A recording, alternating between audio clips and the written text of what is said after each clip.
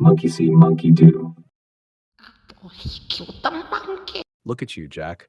Once a curious spitfire of a kid, now just a lazy sack of muscles. A recluse. A nitwit.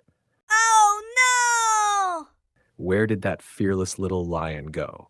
The one with eyes wide, seeing everything for the first time as if the world was freshly painted just for him. The sky was the realm of the gods back then, day or night, always majestic. Back then, the whole world shined like it was freshly painted with a coat of gloss.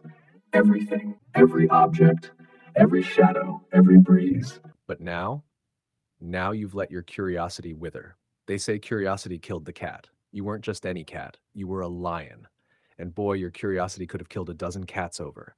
Ironically, it was that same curiosity that killed itself. They also say, Monkey see, monkey do. if that's true, I hope someone slaps some sense into you, you buffoon. Part 1, Fear, aka Danger. As a baby, I was smarter than most. Sitting up, I figured that out quickly. It meant food, and I loved food. Crawling, though, was a dirty business. My hands picked up everything: dirt, crumbs, grime. That wouldn't do, so I had the bottom shuffle. That's right! It kept my hands clean, ready for the next bite. Ingenious, wasn't I? A fat little baby, always thinking ahead. Keep the hands clean, keep the food clean. A fat little baby, smarter than the average bear. But my first brush with fear, that was thanks to a snake. The family snake incident. Oh! I was in the backyard, Minding my own business, stuffing my face as usual.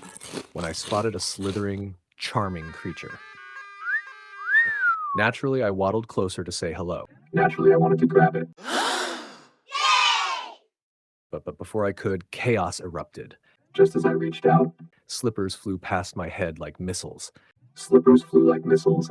and relatives I didn't even know existed came out of nowhere, screaming and flailing. I learned 2 things that day. Snakes are bad, and my family's slipper throwing skills were top-notch. Throwing skills were elite.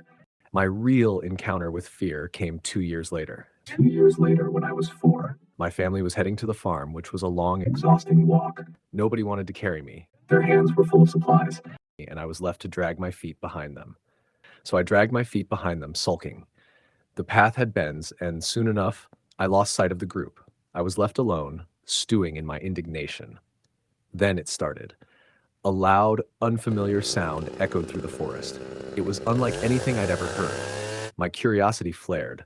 What was it? But as I walked, the sound grew louder, and with it a gnawing fear. Regret started to creep in.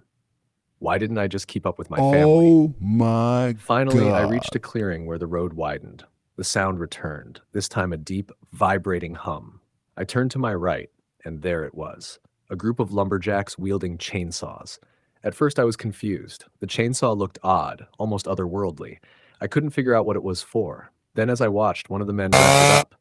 The gentle hum turned into a ferocious roar. When the blade met the tree, sawdust erupted like a geyser of blood. My soul left my body in that moment. All I could think was, if it can do that to a tree, what chance do I have? What chance do I have if it gets loose? Long story short, the lesson. And that's why, to this day, when my partner starts nagging, Nag, nag, nag. I stay quiet.